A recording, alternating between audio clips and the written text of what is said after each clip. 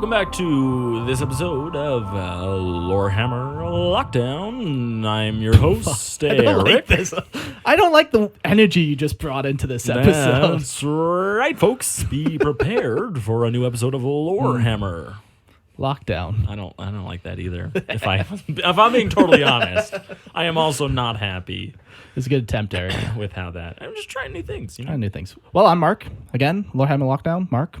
And today we got Peter with us. Hi, I'm Peter. Lorehammer Lockdown, Peter. Yeah, Lorehammer. I'm We're Lorehammer really Lockdown. trying Peter. to brand Oh, Lorehammer Yeah, Lockdown. Lorehammer is shifting. So Oh, we're using our code names. Pete. he's already opened up the door for movie quotes. Oh, has he? Perfect. You haven't seen that movie? I haven't. Oh my god! What movie? I don't even know. Infinity War. Oh, yeah. No, I've seen Infinity War. I haven't seen Endgame. Oh, okay, that's right. Yeah. No, that's the line that Peter Parker says. When Yeah, he no, meets I just Doctor don't Strange. memorize every movie quote. Is Well, the it's just difference. such a good line. Oh, we're using our made up names. I'm Spider-Man. Yeah. I totally forgot that you haven't seen Endgame though. I live a fun life. No, oh, wow. Sure. Well, welcome to the episode. We got another, we're all going to quarantine down together. And Yeah, a little Corona episode. yeah, we won't talk about it this episode. No. Just know that we're giving you extra content so that Specifically on your because of deathbed- Corona. Yeah, when you're on your deathbed dying, you have one last Lorehammer episode to listen to. I mean, I hated the beer anyway, so this has only been good for me. Avoiding Corona the beer. Fuck. Isn't that a dumb thing? Yes, like lots of how things are much? dumb. I think they lost like 30% of share price value just they because really? people thought that Corona came from the beer. Anyways, off topic. People. Today's not about Corona. Today's about stories Yeah. and journeys. I actually have a question specifically for Peter from our Discord. Really? Yeah. That's terrifying. Yeah, it's I've good. seen your Discord. So the question is, what does down in Peter mean? Oh, that's... What's your name? yeah, I guess that is my name on Discord. And there's not really much to say about it other than I was using Discord first for fantasy sports.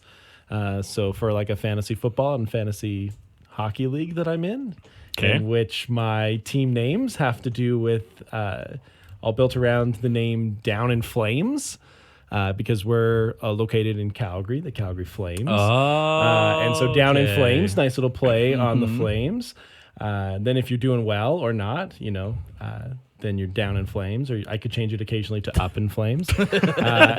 But then when you're on Discord, if you're on multiple Discords, you need to be able to communicate with the same name. And so I had to do down in Peter because I had different names. Well, you so. in Discord, you have like your username that you created when you signed in. Yes. But then every server you go on, you can have a unique name in that server. Oh, you so could maybe have I've been just doing this wrong. Maybe I could have a you have different something name. completely different Oh, I on should totally our change server it. uniquely. Right. But it was the one server I was on where I'm in both a football chat and a hockey chat. Right. And I need them to be able to know who I am.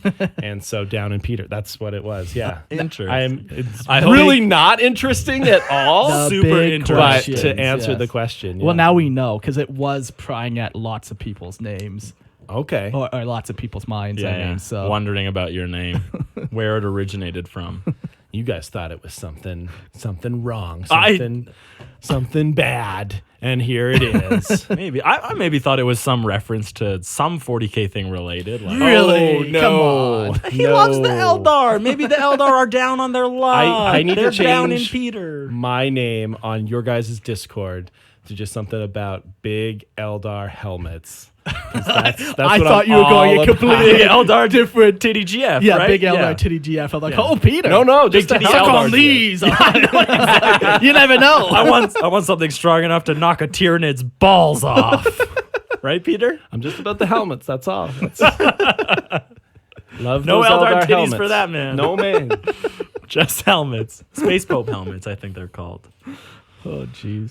Anyways, yeah, obviously you've been on a number of our episodes. That's true. Yeah. Is this like the first non-Eldar one? Oh, no, you've No, done no, some no, listener I've lore. done- yeah, we've done listener lore. Okay. Yeah.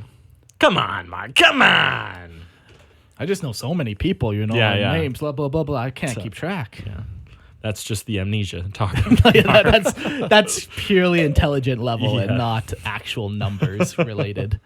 Well, today, based on you as a person, Yes. I think we're going to focus a lot today on story and narratives within 40K. This is a very unscripted. We literally have no notes in front of us because we just want to have a conversation. And we've talked about RPGs and stories before. Yeah. So we're going to touch on like 3 big categories here. We're going to talk about like the third is going to be the most exciting one. Yeah, so I'll save that one. Yeah, don't even say what it is. Yeah, I'll save that. Yeah. But so the first one, we're going to talk about role-playing. Because with Peter, we actually have done role-playing for many years with him. Like, many years. Probably almost like... Over 10. Probably pretty close to it. Wow. Yeah, wow. Over 10 years. Absolutely. Probably, It yeah. is, yeah. And our first one that we did was in the 40K universe. Yep. That's where we started. That's where all of us started playing our first role Yeah, playing literally game. none of us had any experience with pen and paper RPGs before that. Yeah. No, but I do remember the first time we ever played Pathfinder or D&D because we watched Community. Do you remember that? But it was after. It was after. Yeah. But that I'm just wondering why that was special in my brain, but it's because it was our first Because time. you were watching Community. That was my first time watching Community. That was bad for me. I've watched so much Community since then. But anyways, I remember that because we jumped out of the homebrew rules and the Death Watch rules, and we were jumping into the classic D&D system and Pathfinder system. We went to Pathfinder, Yeah. And then just to change our headsets, we watched like our mindset from like playing 40K into playing this fantasy world. We watched the Community episode before. Like, do you not remember that? No, I remember we watched watching the it, episode, but and then we we literally also moved watched- rooms. What was that old 40K movie that we Ultramarine. watched? We also watched that to get us We in watched the that at mood. my house. Yeah, that's what I remember. That is such that a was, shitty movie. That was one of my Was it one of your first experiences with like 40K? 40K? Yeah. Oh my god, that's so bad. You guys were so excited about it too. Had we seen it at that We point? must not have I don't seen think it we at that had, point, 'cause- because it's very bad. Yeah. I think we were laughing at it the whole time. Yeah. Either way, it was fun. It's fun. Yeah. So we're going to talk some RPG, and like you guys said, we're going to talk some like how to build story, not only in just 40K, but more just in general. What makes things interesting? Yeah. I'm not an author. I don't know. I shouldn't be telling what we're Me going to talk neither. about, but Peter's the one that knows book stuff. yeah. I have read books. That's true. Got one up on me. Yeah. So let's talk a little bit about role playing.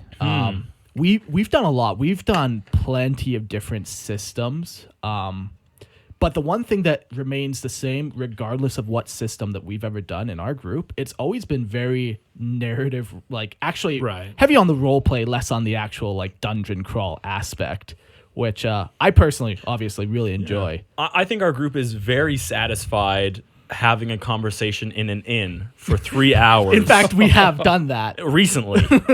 Yeah, we're very much okay with not getting to dungeons as long as the story that we're creating and the narrative that we're all sharing is interesting enough. That's true. We care less for the explorer. I mean, we still enjoy it, but it's it's very different, I think, than what classic Dungeons and Dragons people play.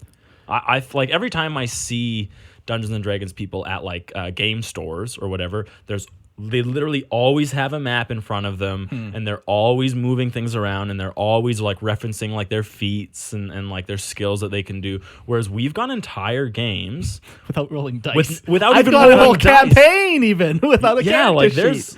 it's Mark literally one time played an entire game and didn't say a single word. He was just waiting for us to notice. That one was fucking We were classic. waiting. He was waiting for us to notice that his character wasn't saying anything, and I think Which he went we like did not. I think he went like 2 hours. Oh yeah, I was Like- role playing. That was wild. But like that's our games, right? Whereas I think it's very different than what most people experience in like the classic RPG setting. Yeah, I would say like a classic D&D style of RPG is going to be about 50% role playing, 50% combat. I think that's kind of what most people try and balance for. right. And but then from group to group, it's going to swing wildly based on what you're going to see. Because I've played some role-playing games at like the local game store where I signed up for a campaign and I was going. Was that at Sentry Box? Yeah, it was a drop-in kind of a thing on Saturdays. And they had like people who were there who like met regularly, but you could have like other tables where anybody could just show up, and you just kind of signed up in a forum, went there, but it was 100% combat. There was no role playing. And I kind of stepped into it expecting there to be I have a backstory. You were ready to share crucial details about your character. And you realize very quickly, like, oh no, there's not going to be any of that. You get to describe yourself. What color of hair do you have? So it was a little awkward. Yeah. And I can see that, though. I think a lot of that could come down to comfort level, too. Like, especially if those games are designed to introduce new people into it. Everyone is very good you're not in a group at of friends, rolling dice and saying, like, I can add this dice Some number of us to are my even strength. better than others. Like Rio is phenomenal at rolling dice. Rio seems to have the touch, as we say. That's true. Yeah, the yellow dice. It's weird. Anyways, but there's also like that role-playing aspect, I think, is something that you have to be shown into. I don't think it comes naturally to many people in the way that building a character on a character sheet does and rolling their dice and saying, I would like to use this skill, as opposed to, no, I want to interact and share story and talk about how what I'm feeling in the game is how you're feeling in the game, right? And I think that's something that people need to be shown. What is that saying? Like the very first character you play is who you want to be? Is that how it is? Yeah, usually your first character is going to be like an idealized version of yourself or what you want. It's going to be a superhero. It's going to be typically not going to have any faults. And you're only going to just focus on all its strengths. And that's going to be your first step into role-playing typically. You're building it because you're building a hero. Yeah, you're just going to copy something that you really like. Sure, but so you're going to have but nobody plays as the Emperor from Star Wars.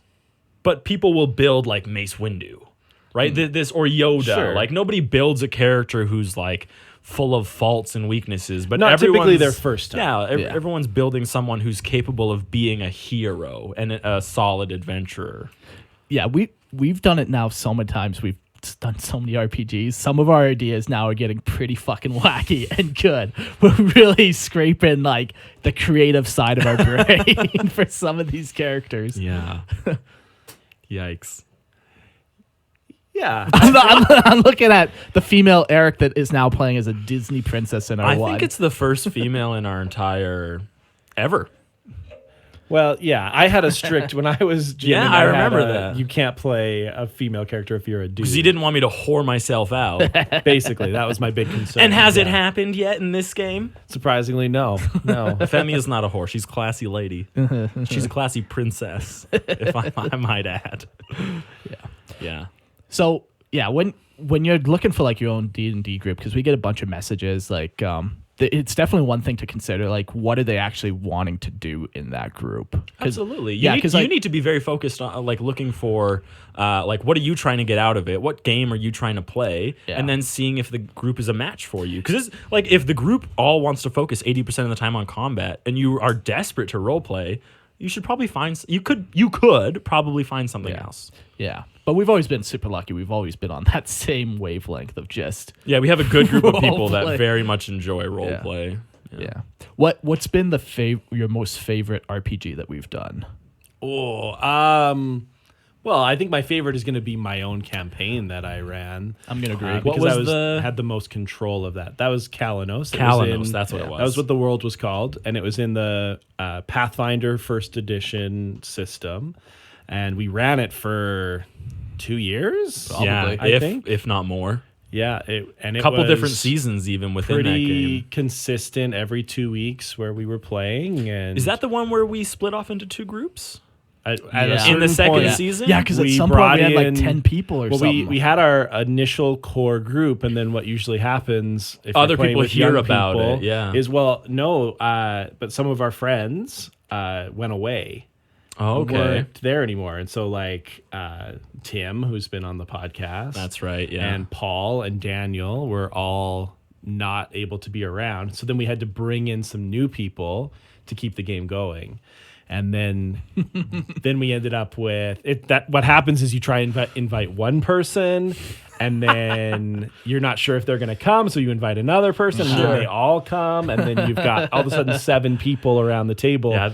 And it Good works thing we for had some a groups, big table. but it was that's where it gets tough. The thing too is you want to have a smaller group if you can, about 4 or 5. I think the sweet Is spot the- is 3 to 5 players is the sweet spot. You can do Yeah. 6 and it's okay, but once you hit 7, like it's hard to keep people engaged. Even with Yeah. our group, sometimes it's hard for us to stay engaged. And we're Yeah. normally In pretty combat. polite about giving other people the opportunity Yeah, to do yeah. things.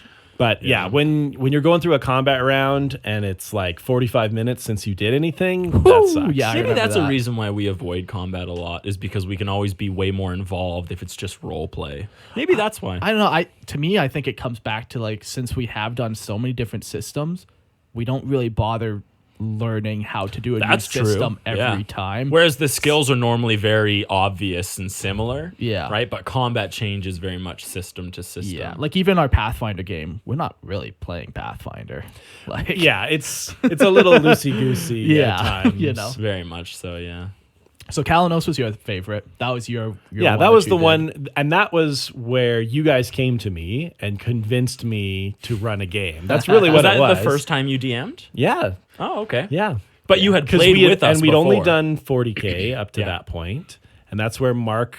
We had done was 2 running it. 40Ks. Yeah, I we think did two. your We did a Death Watch one, and then we did The like homebrew. a homebrew chapter one. Yeah. the Astro Clause or whatever. Astro Wardens, you son of Ooh, a bitch. sorry. Wow. Did you Astro- remember? Yeah, I would remember All Astro. right. Astro Fine. Clause is an existing chapter a that real fell one. to chaos, All right. which I Yeah. guess the Astro Wardens kind of did too. There was a whole thing there, but There might have been a demon hey. summoned. There might not have been a demon that's summoned. neither here nor there. Yeah, we don't know who did that. And Nobody remembers. If you guys have played pen and paper RPGs, then you'll know that when you don't play for a little while, you get the itch. Absolutely, You want to yeah. play, and that's what was happening for all of us. And Yeah. you guys were like, "Oh, you should run a game." well, you And are the just storyteller. convinced Yeah. me You're Yeah. the that I storyteller out of all of us. And that was the thing too. For me, I wasn't worried about telling a story, but I was worried about running a game and being able to do combat and everything that went with that. And we didn't start with Pathfinder. We started with a crazy homebrew system. started with homebrew, yeah. That you guys created and then argued about extensively. did you? I don't recall ever arguing with Eric. I just what would be great, and I hope that your listeners will demand this, and I should probably put something together on the Discord as well, but you guys need to release the audio of you guys arguing, because I know you recorded I it. have it, yeah. And you can find it and just play a little clip of, there's one clip specifically where you're talking about the math and then like the -0 and how it would work. It's in one of our first Oh my games. god! And you guys got remember this. so mad at each other. And I don't know.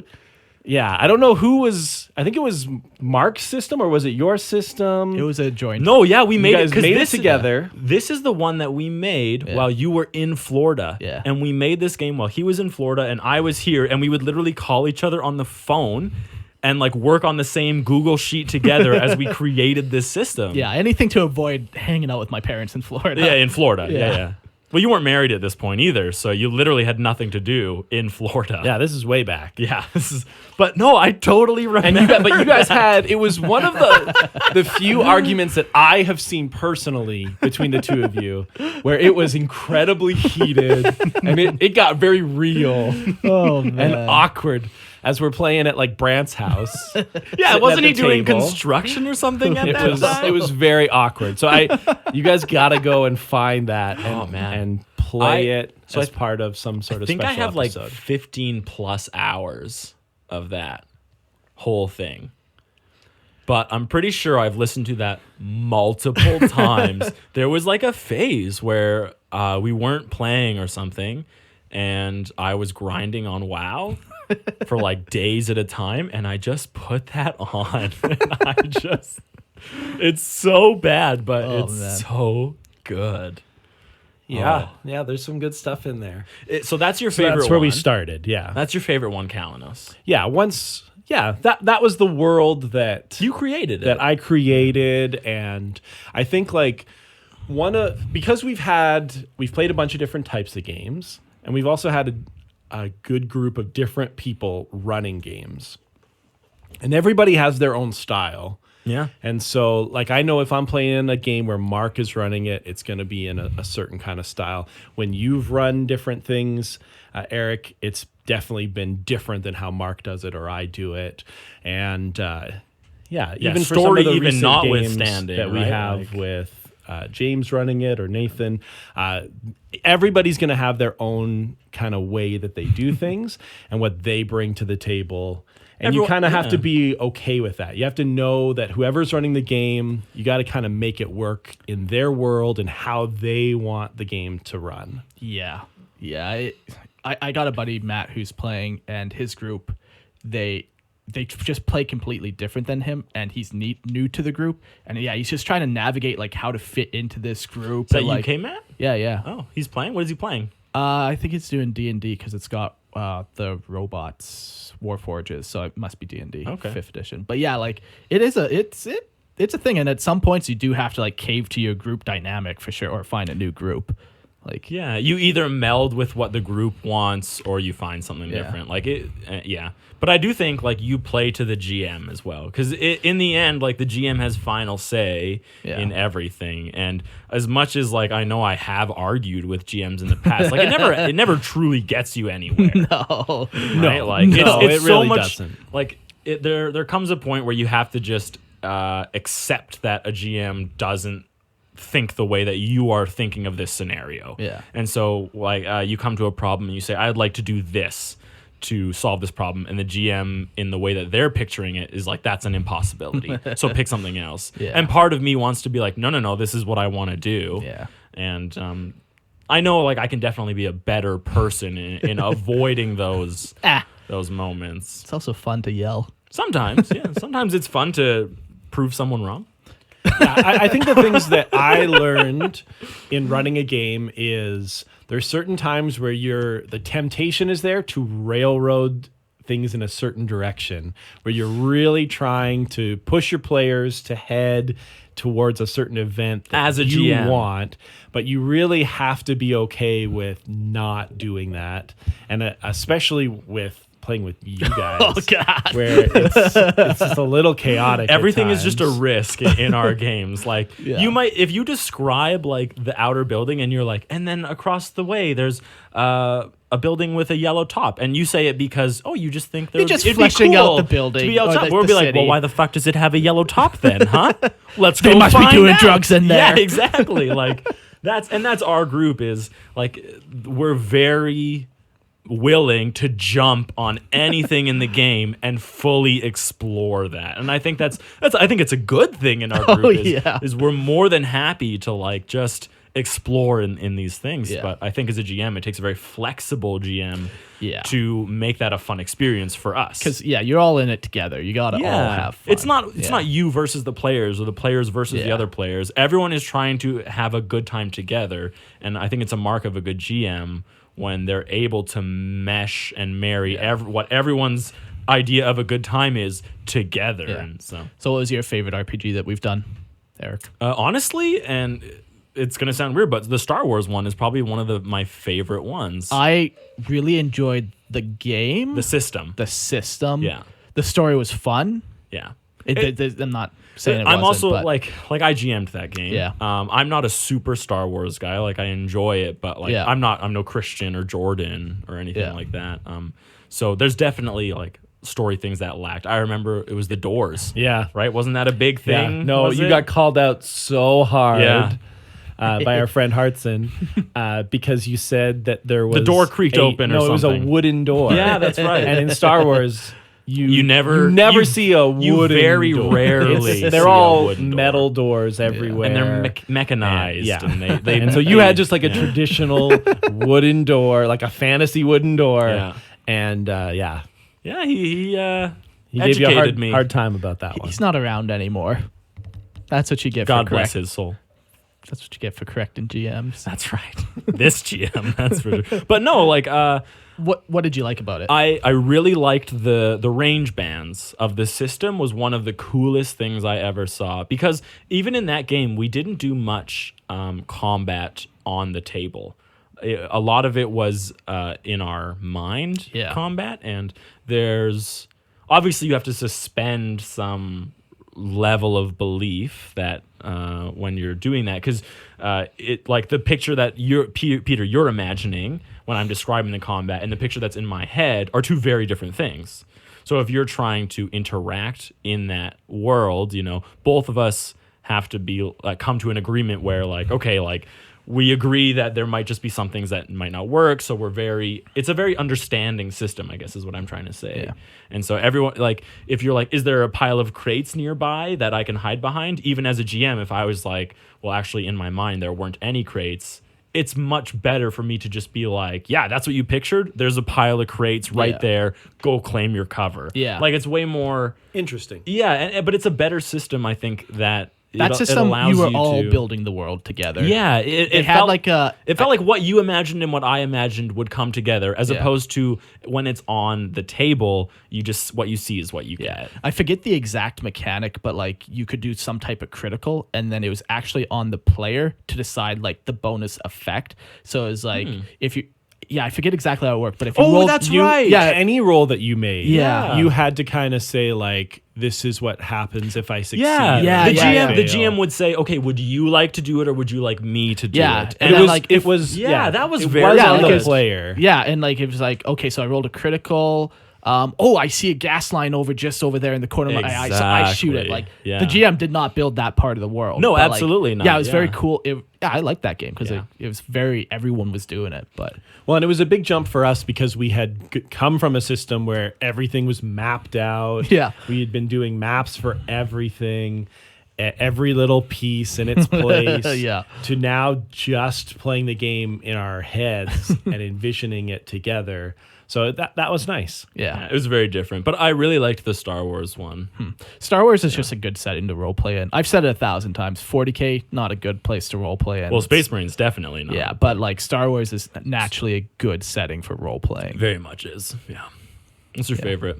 Yeah, I'm gonna go with Kalanos, I think, as well. Such a There's- classic. So many cool adventures we did in that Yeah, one. yeah, like it went on for a long time too, so there was a lot of different things. Like me and Eric probably both played 2 or 3 characters each in it. Each were like we had a whole saga going. It was awesome, Yeah, I think the one thing that I aim for if I'm running a game is I want to know what you guys want for your characters. And then I want to try and work with that. And I think a lot of like new GMs or people, they just have their own story. Yeah. And they're not really caring what your backstory is or what you're trying to accomplish. Yeah. But I think you're missing out on something if you don't listen to your players, and they get so much more invested in it if you're able to weave in a little bit of what they want with what you want and working those together. And I know for the times when I've been playing, the GMs that have done that, where they like listen and pay attention to what my character wants, and then use that's the most satisfying parts of the game for me narratively. For sure. As a GM who knows that's what you liked, I did the exact opposite with Mon Praz. Oh, your character wants to retire. That's right. No. But at least you knew what my character wanted. Like, But- you paid attention. Yeah, no, to the character. the conflict, you knew what he wanted, and you explicitly were like, I'm going to create internal conflict for you by deliberately not give you what you're looking for. Yeah. That is an intentional choice, Yeah, though. yeah. It's not like you did it because you were pushing him to the side. I did it out of spite. You still created Pure amazing- 100% spite. You still create really good moments for role play gameplay and backstory and character development by going completely opposite to what you were looking for. Yeah. But I don't think, like, I would not suggest a first-time GM or first-time role-playing participant to try and do that. It's way more, I think it's more important to dip your toe in and build, like, a world that it's easily satisfiable, as opposed to, off the bat, just trying to create instant 100% conflict. Yeah, and I'm not saying like give your players whatever they want. No, of course not. But definitely take into account absolutely what they're trying to do and make that a part of your story. Yeah, but there's also, like, I think that's a real lesson. I think that the more you incorporate, like, if you are reading a book and you're like, this book is really shitty action, I don't like this book, like, obviously you finish it, but it's a drag. Like, it's, Obviously, I don't know if it's obvious that you finish it, but I'm with you. but it's a chore. Not all of us. It's a chore at some point, right? Sure. Like, you're no longer enjoying the time you're putting into it. You're doing it because you have a pathological need to hurt yourself. Right? That's why we do things. Right? But no, like, but if the book is good and you reach a point in the book and you're like, man, I couldn't, like, what would happen if this happened to this person? And then unintentionally that does happen to the character, you enjoy it so much more. So when in those games someone shares something like, oh, it would be so awesome if this happened to this, you don't pander, but you also want to create an environment that they also enjoy. Yeah. Right? And I think that's, like, for new players, for beginner players, I think it's a good practice in participation to create a system that everyone thinks is awesome and cool. Yeah. And then when you're a little more comfortable with it, create tension, create problems, create conflict. But, like, it's so much easier to create the good times than I think it's good practice to, and you learn, like, how to introduce them, and then you're like, it's the right time to introduce something. Maybe this time I'll introduce a tension or a conflict, or I take something away. Yeah, but it's first time GM. Yeah, definitely. I it's think good the to carrot go is much kinda better. More, yes, and you can do this. Then, absolutely, yeah. But I think it just creates a better environment for a new player. I think it makes them want to come back. Yeah. So, what has been your favorite character that either of you guys have made or played? What's your all-time favorite that you played as, and what made them so enjoyable? I know mine. I think I could guess yours too. Yeah, guess. You Zeke. guys It's go Zeke. ahead. Yeah. It is Tell us 100% about- Zeke. Now that's interesting because Zeke was not your first character. Not even close. And no. so your first character in Kalanos was a rogue. He was a dark elf. He was Yeah, a what the fuck dark was his elf. name? His name rogue. was Ral Shinton Canurden, Yes, but everyone called him Shint. And my sister even made a sweater for me, and she, like, ironed on the word Shint. And she gave it to me, unknown to her. She gave it to me for Christmas, but the week before that, Shint had actually been beheaded. So my character, who I've been with for over a year in your campaign, he was beheaded. And then it was like, Peter was like, do you want to bring him back? Like, do you okay to build a new one? And I was like, you know what? I think he's gone for good. And then a couple days later, I got a sweater with just his name and just across the chest. And that was very good. So with your first character, Shint, you kind of made the classic blunder of, like, new player to the game, where Shint is essentially a ripoff of Drizzt Do'Urden. Absolutely, 100%. And which is a great way to start. Your first character, pick something you like, play something and I was really similar. heavy into the Forgotten Realms and Drizzt Do'Urden's story at this point. So, but then when you came to your second character, I think you made a lot more interesting choices. You kind of came with something that was a little bit more unique. I don't remember your who I own played flavor to after it. Shint. Zeke. Was it Zeke? Yeah. Zeke was right after? Yeah. It was. Crazy. So Zeke I played with your pirate. Yeah. Okay. That makes sense. That makes a lot of sense. All right, so tell everybody about Zeke. So I actually have I don't know if I should read this, Mark. This is how long it is. Yeah, I'm not on a time limit. I Okay. don't think, Peter, I don't know if you're on So anything crazy, but a very quick understanding of Kalanos is there's a single deity, Eru.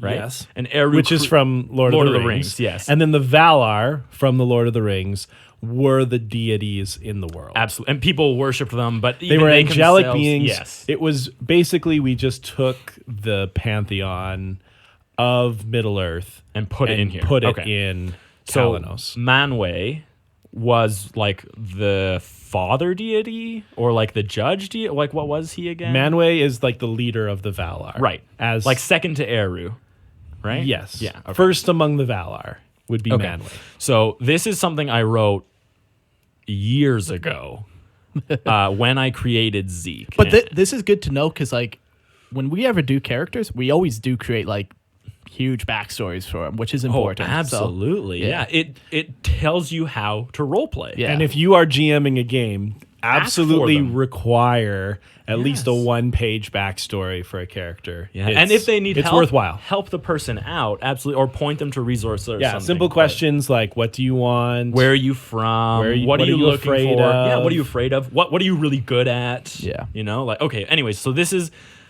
it's titled Zeke and the Circle. To understand the circle is to understand Manwë's decree. After the time of great strife and Melkor was locked at the center of the world, Manwë determined that never again would he bring his full power to bear on the world of Kalanos. The world had been ripped apart. An era of war, terror, and upheaval had finally ended. Never again would he manifest as fully as he had. He cautioned the Valar that the impact they had on Kalanos was greater than they could imagine. He knew, after defeating Melkor, that the Valar are not above being affected by the world. Envy, greed, hunger for power or authority, and other vices are manifested more powerfully the more involved Valar gets with Kalanos. And so, full of love for the beings that he helped shape and the world he had helped sing into existence, he left, and the world was a little less bright. This was Manwë's decree. And yet the living of the world soon lost their way again. Without the Valar to show them the path to Eru, they chose their own paths. These led to death, and death eternal. With the supplication of the other Valar to enter back into Kalanos, Manwë relented. He himself stayed in the astral sea on his island of Valinor, and the other Valar re-entered Kalanos to be the guides that Kalanos needed. But Manwë could not ignore the world he helped create so fully. Concerning the circle. One night, millennia ago, Manwë founded the circle. He selected 25 children. Race or gender did not matter, only the heart. Those that would value justice and penitence and righteousness above all were taken from their families and placed in Valinor. At the age of 5, they were taken and trained for the next 25 years before they were released back into Kalanos. These paladins became beacons of righteousness. They were guides, judges, advisors, problem solvers, spiritual rocks, and also deadly warriors who did not hesitate to dispose of evil when it refused to atone. At the end of their long life, depending on the race of the night, they returned to Valinor to select one individual they would impart all the knowledge they had gained in their travels and experiences. This was as much of a traditional sense of knowledge transfer as much as a spiritual transfer. For when the teacher had given everything they were to their student, they expired. Their life is spent in a divine wind that carried their soul to the lands of the undying. The student then assumes the teacher's name and mantle, having completely absorbed the nature of their teacher. Each knight carries with him a soul crystal that he wears around his neck. If he dies not in the ceremony of transference, then his soul is captured inside this crystal. It is then the duty of the circle to retrieve this soul crystal so another knight may be raised from the acolytes. When a soul crystal is destroyed, or very rarely unrecoverable, for the knights are relentless in their quest to retrieve it, then it is the duty of Grand Master Nova to pick an acolyte to begin a brand new circle, and the story of the lost circle is put to rest. Concerning the fallen. Being of the circle does not guarantee any kind of immunity to the depravities of the world, and every so often a knight falls. Most commonly, these knights fall so utterly that they become the antithesis of everything they once held so dear. They become the anti-paladin. These fallen are often hunted relentlessly by members of the circle who view them as a bitter reminder that even they can fall. but they are powerful in their evil, and they are known to outwit and outsmart the circle every so often. It is unknown how many of the fallen currently reside on Kalanos and in the Astral Sea. When a night falls, his name is forever stricken from the circle, and all accomplishments and deeds burned from the annals. And so the circle continues, as it has for over a millennia. It has been there for the rise and fall of kingdoms and empires. The circle has witnessed the honor that men are capable of, but also the evil. Now Zeke. Isn't that crazy though? Yeah. What I really like is like, and even this is as a GM for you, Peter, like you allowed him to write all that backstory. Yeah, none of that existed in the story that you had created for us. So we haven't even got to his character, and that's all a thing. I wrote your world, effectively, is what this was. And for me, it was reading that. We're a year into an existing game, and a player comes with all of this backstory that is like huge and has so huge many implications absolutely into the world. And then, but it was really cool, and I liked it, and so it was just like, okay, yeah.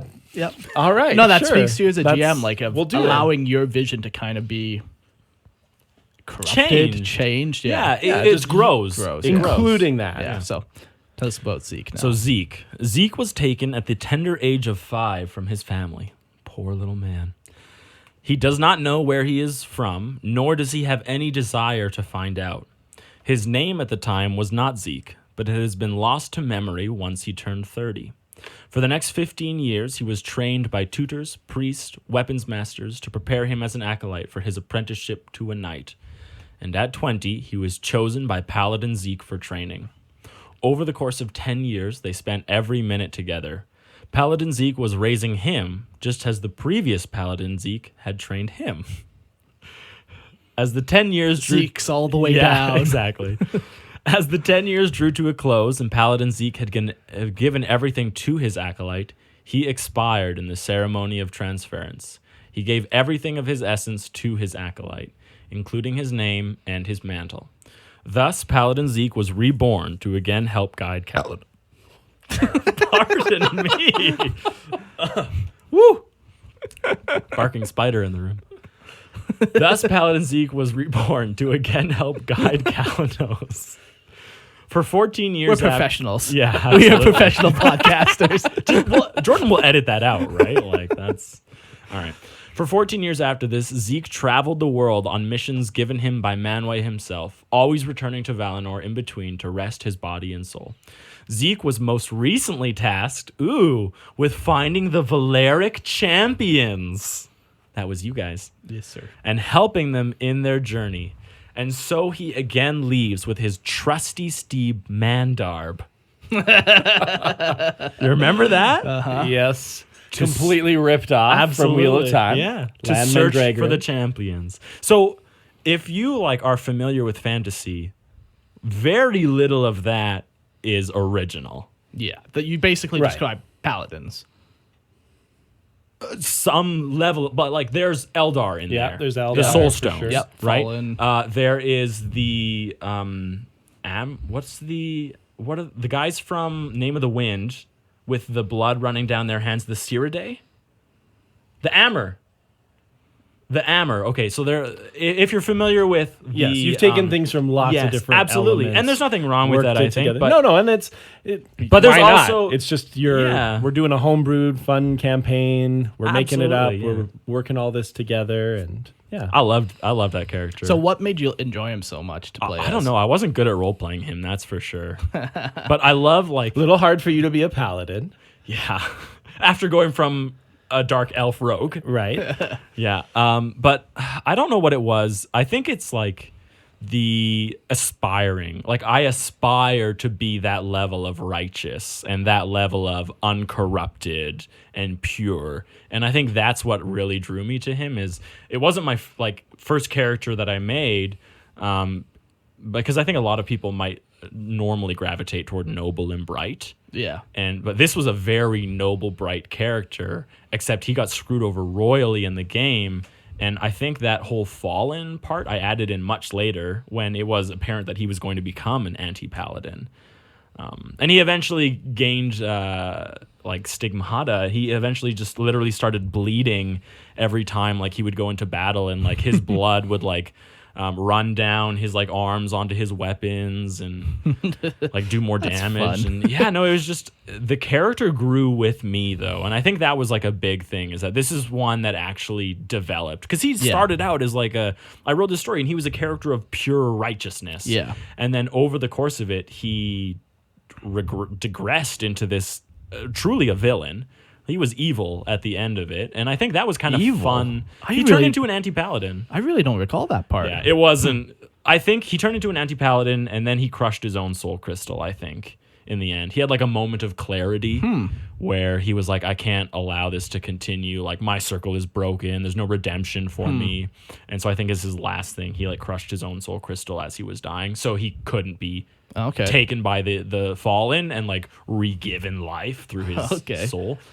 Yeah. But I think it was the development. I think that's what I truly enjoyed about him. That's the first character that I felt emotionally moved Sure. from A to wherever. Yeah. 'Cause everyone else is very who's- flat. Yeah, you want a character who's going to change and evolve. Yeah, because everyone else everything I played before that just felt really boring after I played Zeke. So, and I think that was when I really started to write backstories that invited conflict and tension. Yeah. Peter? What about for you? I'm not sure where I'm going to go with this yet. So I have two. I have one that I liked playing, but it wasn't a good character. I really liked playing Spicy Pete. Okay.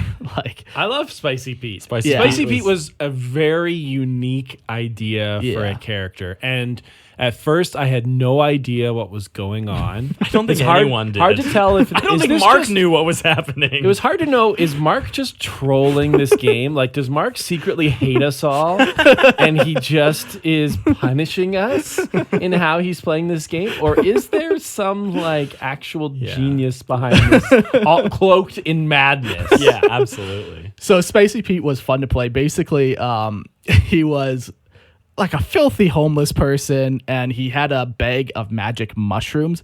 So at the very beginning of every game, I would take a mushroom and I would Google random character generator, and I would generate a character for that game. I would generate like personality traits. So it was fun because every game I had Spicy Pete that I'd play for a bit, and then I'd take a mushroom, and that would be a completely different character for the rest of the game. Yeah, you would play like a bureaucrat. Yeah, you'd go exactly. from homeless person to bureaucrat, like a sophisticated, or fancy, a it's like- dandy, yeah. So it was really fun to play, but or a scientist even. yeah, like- but there was no emotional attachment to him. So like, he was fun to play. But my favorite character that I've got involved with emotionally was Jake Jericho. Jake Jericho, and that he plays fucking pirate. He plays heavily into Eric's character, because a part of me and Eric, we rolled like these characters at the same time, and we even did a session together before we joined the main group. Yeah, that was so weird. Why did we do that? No, it was awesome. No, I know it was, It but so it's cool. just That was me. What, like a special Over snowflake at- thing? We were like, Peter, come GM a game just for You were us. so excited about both your characters. though. Yeah. But yeah, so my pirate was just, he was your stereotypical pirate, you know, like very swashbuckler-esque or whatever. But throughout his arc, he hung out with Zeke long enough and was like learning to redeem himself. So he was always doing like villainous things and stuff, but he was trying to be good. But Yeah, because Zeke was an asshole about everything, right? But even still, like, he was still good. yeah. So it was fun to like, you know, one moment you're doing something like stealing, and the next moment you're like, oh man, I should probably not do that and give it to the poor or something. But the ultimate moment for his character was at the very end of the campaign when he was dying. He basically was like, well, this is my last chance for redemption. And he had a bunch of gunpowder on him because he was a pirate. It wasn't necessarily the end of the campaign. For the end of his life, yes. Yeah, but we both know that when Mark ends a character, it ends the campaign.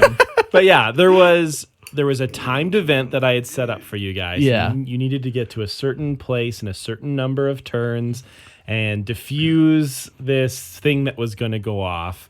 And then it was becoming increasingly apparent that it wasn't going to happen. Couple characters started dying. Yeah, it was just getting really, really scary for everybody. And then that's when... Yeah, so then I like I got mortally wounded or something, so I took all my gunpowder and ran at the big bad and blew up myself as like one final act of like, I'm gonna do something good with my life and save the world. It was just a good transition from like, being this, swashbuckling pirate to like actually trying to make something useful and worthwhile of his life. So it was fun. It was fun to play because he changed. He changed, and that is the same thing with mine and your character. Yeah. We experienced growth exactly on the character. Yeah. Yours for good and mine for bad. Yeah. Yeah. Oh man. The other funny moment with that character was Are you talking about Flieris? Yeah. Okay. I knew this was gonna come up. Yeah, there was a chick who was playing with us, and her character died, and then I basically someone brought up like, well, what are we gonna do with all of Flieris's stuff? And at that moment, I'm like, oh, she was my lover, and like my character started to break down, made up this whole elaborate backstory. So she was an elf, like a high elf, like didn't want to associate with humans. So I'm like, we had to keep our relationship secret. That's why none of you knew. And she's there in the room listening to him talk about this, and it's all bullshit. And she's like yelling at him, like, how dare you do this? But Mark's just like rolling these, like, everyone is deceived by him, and you got all her stuff. Yeah, and I even went to like her family, like her parents, and like inherited money from them, and just like this lie that you made. Classic. That was good. But yeah. Peter, you got one yet? Oh man, I've just been going back and looking through some old characters I had. So first ever character was Skillmung. Yeah. The space. Oh my god. Space Wolf Tech Marine. That's so long ago. That was my first introduction into 40K. Where you guys like sent me the Death Watch book, and I'm like reading through it, and I'm learning about Tech Marines and all of Space this, Wolves and Space Wolves for the very first time, and so that was a fun character just because I had no idea what I was doing, and I kind of wanted to become like a Pokemon trainer. I just wanted to. There was like an animal handling kind of a skill built into Death Watch that I was really good at. And then I just kept trying to tame animals. There was a way you could do it. Oh, because you wanted a wolf. And then Mark hated it so much. No, I had a wolf, but I wanted to tame any other creature that I found or something like that. Okay. So that was a fun character. I think my favorite character is Makrin Cronweir. Oh, yeah. Which is from a game that Eric ran. I actually really enjoyed that game. All of them have been good. As much as like I got a lot of shit for that game, and I gave a lot of shit for that game, I enjoyed that one. Eric running a game was very interesting. That's one way to put it. Because he was very different from Mark or from myself. You're very technical. All of us are very different. Yeah. And you created a massive world that took a long time to travel around. And you were definitely you were a stickler for all the little details. I was. Yeah, so this journey is going to take you 24 days. How much food do you bring? Yeah, like, how are you going to eat? You're running low on food. Yeah. You're trying to we had to go to farmers and beg for food for our horses and all sorts of things like that. So Makrin Cronweir. And that was very different from what we're used to because we never played like that. It was very loosey-goosey kind of before. Yeah. I think that was the first one I ever GM'd. It was. Was that. For the first campaign. Yeah. You had done some one-offs, I remember, in 40K. In Cowhouse, I think, as well, I did a one-off. Oh, really? Yeah. Yeah. So Makrin Cronweir was a 22-year-old. Do you have a story? Asimar Oracle. Read us his story. You want me to read this? How to long you? is it? It's not that long. Read it's us not his as long as story. yours. All right, this is Makrin. I'll tell you how Makrin started out, and then I'll explain what Makrin was becoming over the course of the campaign. Yeah, do you remember? Yeah, that? All right, Okay. so jeez. so here's my backstory. My parents were adventurers. My father resembles a human but has Asimar blood, and my mother was a full Asimar. What is Asimar? Asimar is like angel, kind of angelic. They're half angel, half human, right? Yeah, they're angelic kind of beings. Okay. I have jeweled eyes, emerald. My skin is a tanned golden, but not so far from most tanned men in the summer months. My hair is brown, messy, and shoulder length. I tie it back like a warrior. but more to keep it out of the way for my studies than for any combat purpose. We've always lived in a big city. My parents settled down there. We don't really know any other ASMR. We are mostly surrounded by humans. My father works at the university. My mother works as a captain in the city guard. I have a brother and a sister, both younger. From childhood, I've always loved the night sky. The stars, the moons, the darkness. Well, I put moon and then I put in plural like S with a question mark. I don't know how many moons there are in this world. I'm not answering. That became a big topic of discussion. And how the sun worked. Yep. My parents would take me out to go stargazing and point out the constellations. My parents went up into the heavens on one of their adventures long ago. I think that's where they met. They don't speak of it much. I guess it's hard for them to find words to describe what they saw, but it sounds amazing. When I was 13, I gained my power. I was out in the country with my family. I went for a walk at night and was gazing up at the stars. I saw a shooting star, then another, and another.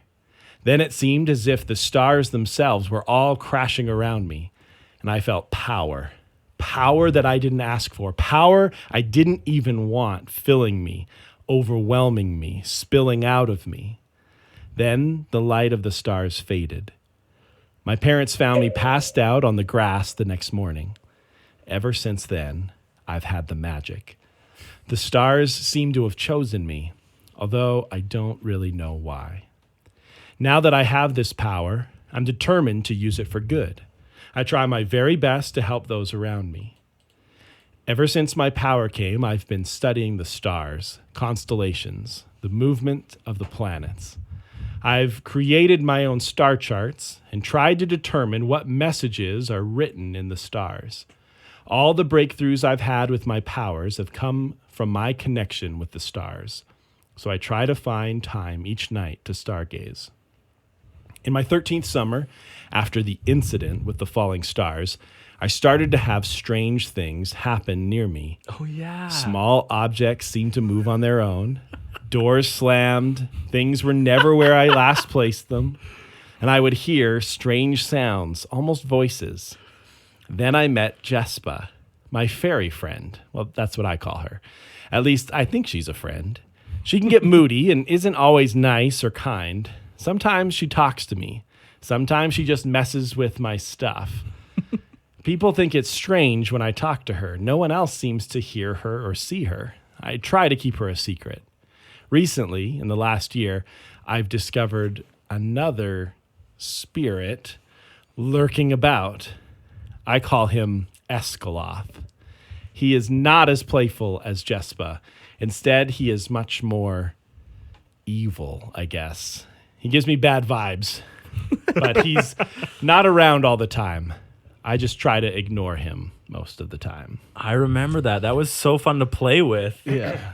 I gave you control of Jespa and of Escaloth, and you could talk to me through them. I was an oracle, and so that was kind of, I had like that was some how you cool gained abilities knowledge that wouldn't otherwise be known. Yeah, so in making my character, I tried to give myself a focus, and that was like stars, and so then you could kind of hopefully like use some of that.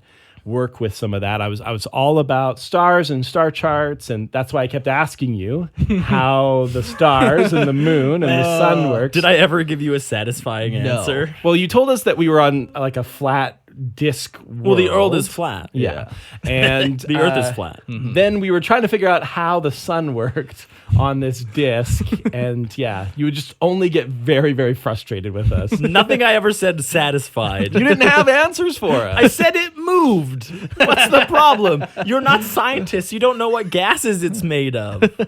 Because it wasn't. It was just a reflecting plate of all the light that can. Anyways. So that was just kind of the starting point, just kind of some fun mechanics. Then as it went along and I started leveling up, I decided what I really wanted for my character was to become the leader of a cult. I just wanted to gain influence, popularity, and people around me. And there was like a there's like a trait or a feat that you could take at like level 10 where it was like leadership, and then you could have like a servant and you could command people. And I just wanted to create like this army of people of my followers. Oh man. And I was on track for my goal. You did start a cult and had some guys. Had a little bit going. Oh yeah, like you reached towns that you've never been in before, and people had heard of you.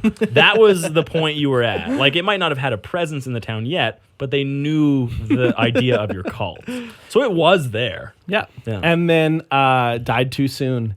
A crocolisk tail in the middle of a lake hit me in the head Yeah. with its tail, and I died in one hit. Too young. Too young. Instant death. It was massive damage. Instant death. And no chance at a save or anything. Just the GM. And then you could just see Eric me. like, huh.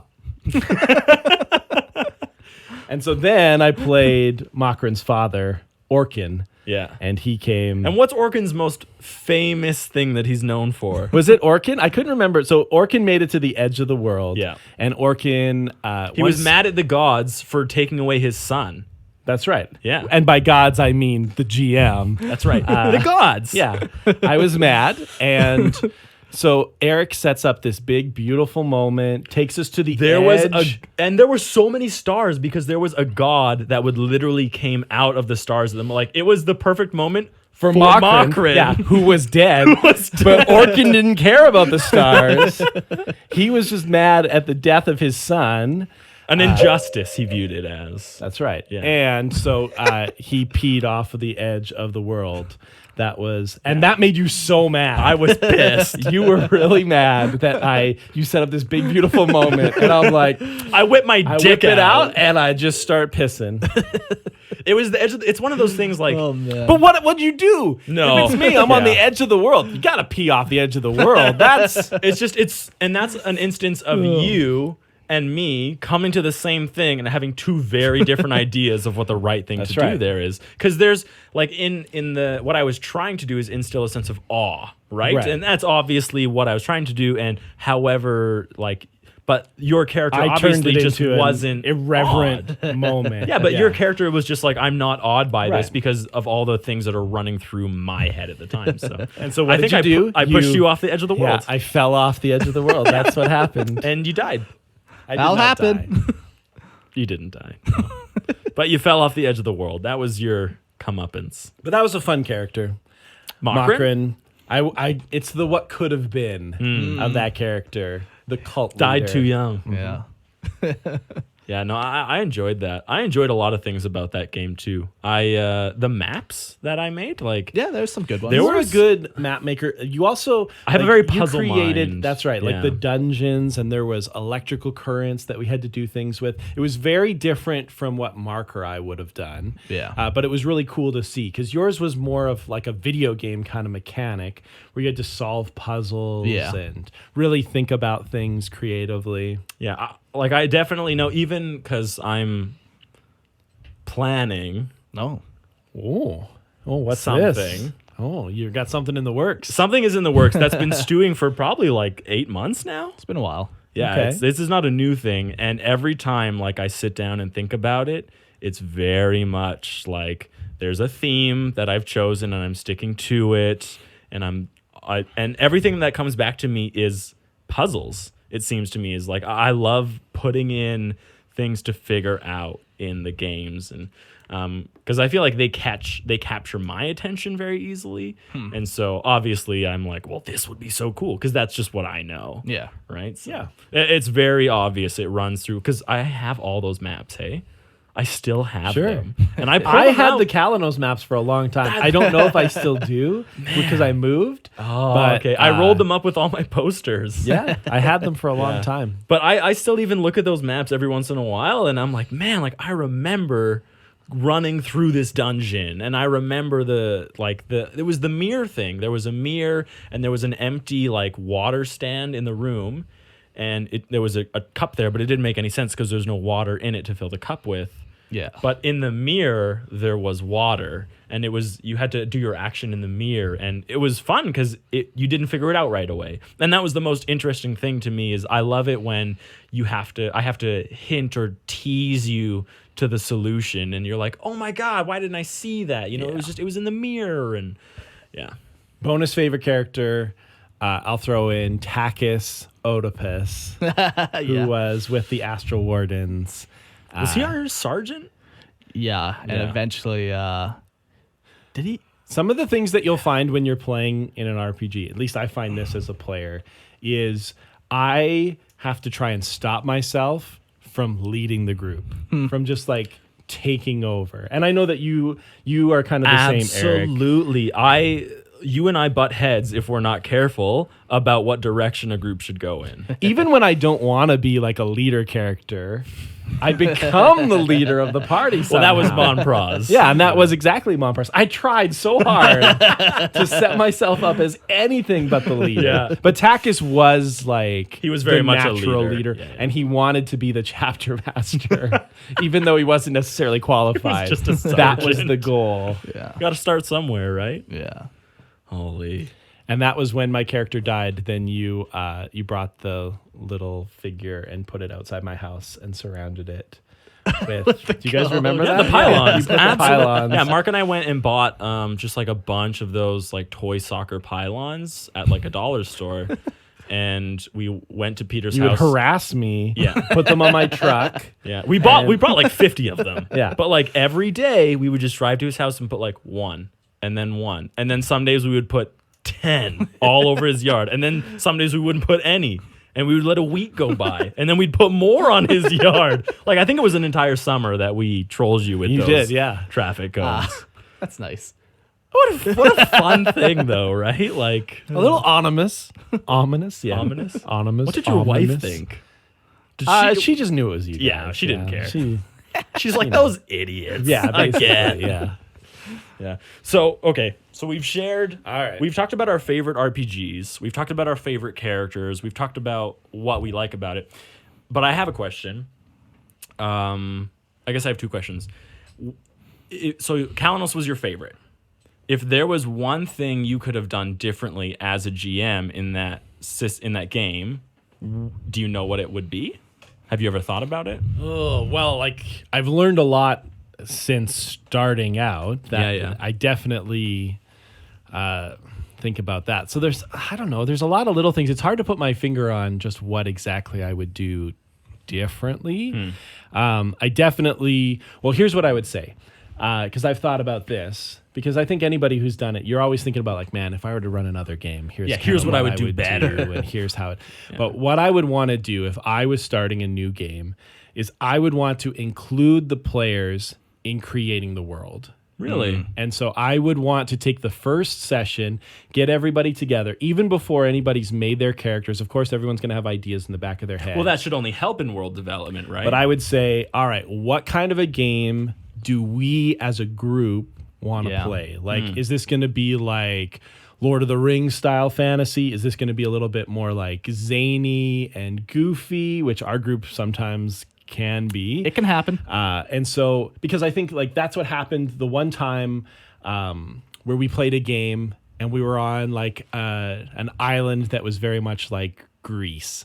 And Mark had a character, and it was like his character didn't work with the world. Yeah. And so you just abandoned your character right off the bat. It just wasn't going to work. That was for you. James's. So basically, I came up with a character who was basically stories. Yeah, he basically wrote a bunch of stories, but he was a fraud, and he didn't actually write any of these stories. And then he was shipwrecked on a place that never had any of his books. So it's like my whole character was like, well, he was supposed to be famous. He was supposed to be this famous well guy. known in Yeah. this country. And Yeah. So literally, I played one session with him, and then I'm like, well, okay, I'm done. in the middle of the first game, Mark killed his character off. Yeah. But I think that's where some of those things So awesome. I want. That's so you. I want to have a world where you get to have your idea of the circle in it from Yeah. the beginning. No, and you get to that's- bring the ideas of like stories or whatever it is Yeah. that you like. And everybody gets to add a little bit. And so we decide like, are there elves and dwarves and what? And it would just be cool to have a 2-hour kind of conversation where we Yeah. just write some things down in a Google Doc. And then from that, now I'm still doing all the heavy lifting of Yeah. creating the world. But now we all walk away from it, and you're creating your characters. Yeah. Oh, and with that I'm in pulling mind. ideas of what other people wanted in the world because I never thought of that before. And then you Interesting. get instant investment from all the players because you have a part in this world. I like that idea. Whereas Yeah. if I'm just bringing my world that I have, Yeah. I have to sell you guys on it, and I got to convince you That's- like yeah. this is the way it is. So if you're in on the ground level, it's going to be a whole kind of different game. I've never We're gonna thought have about to that. definitely try that then. Yeah, I've never even considered that as an option, but I like that. Yeah, I like that. Yeah, I like that. Yeah. Did you have another question? Yes. The other question was, so I've shared a character. You've shared, like, I've shared what I wrote for my character. You shared what you wrote for your character. You shared the story of Jake Jericho. It's kind of pretty short, but Yeah. like when you write a character, like, there's got to be a couple things that you think are essential for like writing an actual character, and I think Yeah. there are, and like mine is almost always going to be like your character has to have a weakness. There has to be room for failure. Fatal in your flaw. character. A fatal flaw. Yeah. Like what is what are they tempted by? What could cause them to stray from the path that they're on? And I think that not a lot of people love to say like their how great their character is, and I think it takes like a little more reflection to think of what's your character bad at, or what are they known for doing that is a fault. Like maybe your character is just a raging alcoholic, like, Yeah. but it tries to do all these other things, and then it's just that's the flaw that's constantly nagging at them the entire game is that they're desperately craving a drink. Yeah. And that's like super hard to play with now, right? So I think that everything needs conflict. That's one thing that I will always write into my character. with any type of story. Right. For sure. Yeah, the two ways that I think about it is what does my character want? And every character wants something. Whether you're writing it in a story or whether it's a character that you're going to play, there's something that you desire, something that you're trying to get out of life. Whether that's just like, I want to find out who my parents are, Yeah. or, I want revenge, or I just want to be I want financially riches. secure. Yeah. Yeah, like every character wants something. And so a good character, you're going to be able to easily say, this is what I want. Yeah, because that will affect the decisions you make. If the GM gives you a choice, you run it through what does my character want? It's very obvious that my character doesn't give a crap about riches, but he does care about this information. So then Yeah. I choose to go that way. And kind of off of that is then like, what am I willing to do to get that? And answering some of that. And then the other how the other far big how part- far am I willing to right, kidnap for the riches, people? for Yeah. revenge. Or is my character like a normally good person, right? Unwilling to break the morals that they've created. So you got to know what your character wants, and then you got to know what is your character afraid of. What is the thing that frightens your character? Because if you look at like good characters in any sort of media, what's that thing that the worst thing that could happen to them, the thing they're afraid of, the thing they don't want to have happen. So where you're going, what you want, and then what you're afraid of. Yeah. I think those are very essential. Yeah. Yeah. Like, especially even writing a story, I think that helps. Like, for every character in your story, like what I think of the last Necron story I wrote. I think her name was Takun or whatever, the female Necron. Yeah. Right? What she desperately wanted was to expand her cognitive ability. Yeah. She was desperate to continue growing, and she was absolutely terrified of losing what she had. Yeah. And that was the conflict that happened in her story, is she was pushed forward because of her desire to get more and also her fear of losing what she had. And I think that's actually really important for any time you're writing a story with even like supporting characters. It's good to just jot down like what's a very simple thing that they like, something that they want, and then something that they're afraid of. It can Yeah. really help in building dialogue even Yeah. between characters, I think. Yeah, and for one of our campaigns that I ran, where we were doing it in the Lord of the Rings universe, I just sent out like a survey monkey out to the players with just a few questions for them to answer just what does your character want? Yeah. You know, what are you willing to do to get that? Just to kind of get them thinking that, and then giving me that information so then I could weave that into the story. Yeah. I think that means a lot. Like it really makes you a part of the story when the GM is willing to add in things that potentially change the world they created, but much better for the player. Yeah. Yeah. So I got one more thing All right. on the topic of role playing. Sure. So this is something that happens quite often with groups and stuff where how do you get your players all on the same page? Oof. What's the best way to kind of get, because it's so often where it's like, especially you with bring in an NPC. Who you bring in an inquisitor who forces them to do his will. Yeah.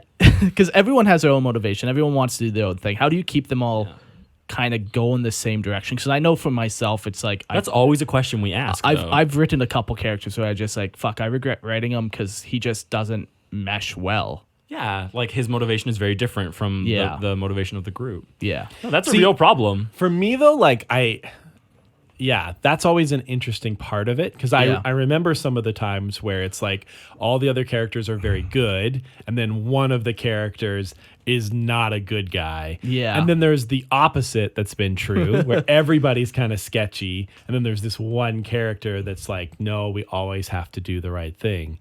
But for me, that just adds to conflict, which is good for the game. But you have to want that as a player. Yeah. And if you feel like you're always bumping up You against have to be the group, okay with that as a group. Yeah, because there's always the fear of like separating a party, or like, why am I doing this with you guys? Like, why do I not just leave? How do you keep characters from just leaving? And that's where you have to have like, there's certain buy-in that's required. Yeah.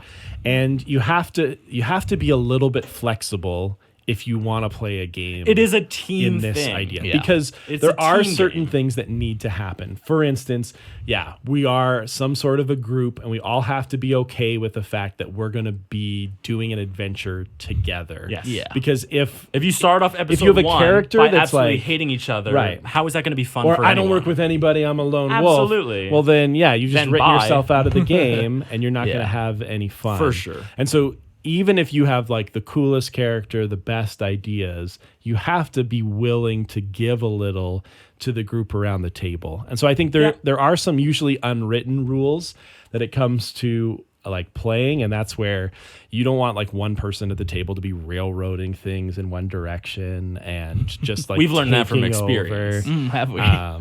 And then, you also, like, I don't really like it if there's somebody who's just really quiet at the table. Like, I want to try and engage them and get them to talk. I want you to participate. Yeah. And especially if you're going to play with the three of us, like, you better have something to bring, because we're just going to dominate otherwise. We're just going to go off on a 2-hour conversation in this inn, and we're just going to take over your whole game. So I think part of you that, wanted us to fight sewer rats? No, today we're Nah, going bro. to the psychosis of when Euphemia ate her parents. but that's where for some of us, we have to step back a little bit and try to draw out some other players and get them to be involved. But Yeah, I think in our group, we're all very comfortable with the level of participation. I am Sure. totally okay with taking a back seat on some games. Like, Yeah. there are some games where I am not involved. I'm literally there to, like, okay, it's combat's turn, it's Euphemia's turn, roll your dice, you're not going to do anything anyway. But Yeah. even during the story, I'm not involved, it's not my scene. And I'm okay with that. Yeah. But if it were that